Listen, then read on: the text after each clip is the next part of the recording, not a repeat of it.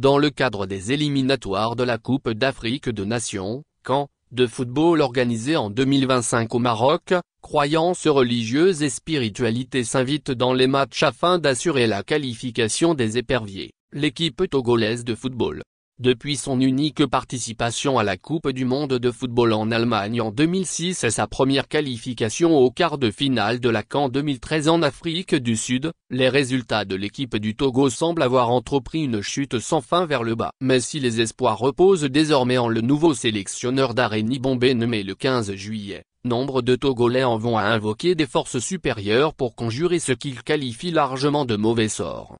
Au Togo, explique Dr Frédéric Edo, historien des civilisations africaines, nombreux sont ceux qui prétendent que les défaites répétitives des éperviers, le surnom de l'équipe nationale, tirent leur source du mécontentement de ceux qui ont perdu la vie pour l'équipe. Les victimes du crash d'hélicoptère de Lingy en Sierra Leone en juin 2007, 13 membres de l'encadrement avaient alors perdu la vie, et celle tuée en janvier 2010 en Angola lors d'une attaque contre le bus de l'équipe nationale, faisant 2 morts parmi l'encadrement.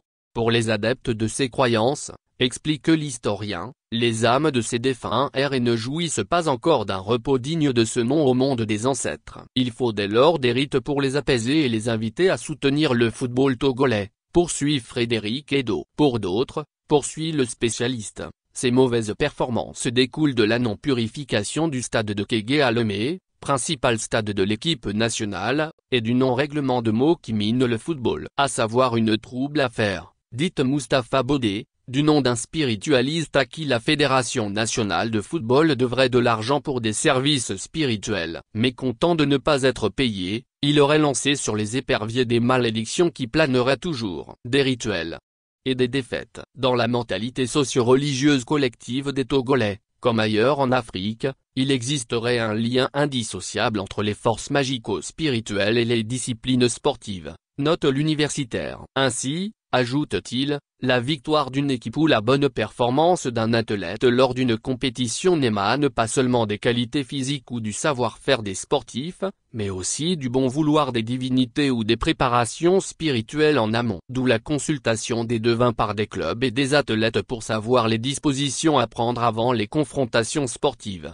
C'est ainsi qu'en amont des matchs, l'équipe togolaise de football ajoute aux préparatifs techniques des rituels traditionnels pour conjurer tout mauvais sort. Sans toutefois produire l'effet escompté, les éperviers ont encore subi une défaite à domicile lundi 14 octobre face au Fennec d'Algérie, 0-1, qui leur avait déjà infligé une cinglante défaite, 5-1, à Alger quelques jours plus tôt.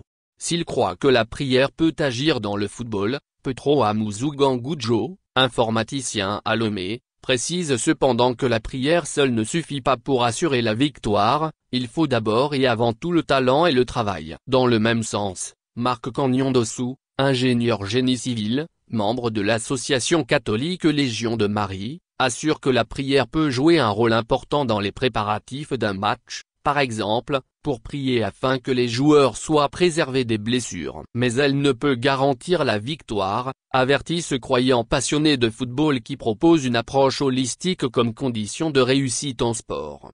Le football est un tout, indique-t-il, car plusieurs paramètres entrent en jeu pour favoriser la victoire, tels que les paramètres physiques, techniques, tactiques, psychologiques, spirituels. Le Xing, ce dévot de la Vierge Marie, insiste sur la nécessité de faire appel à des spécialistes afin de conditionner les joueurs pour avoir une équipe assez préparée au sein de laquelle se développent les talents, la cohésion, la solidarité et la confiance.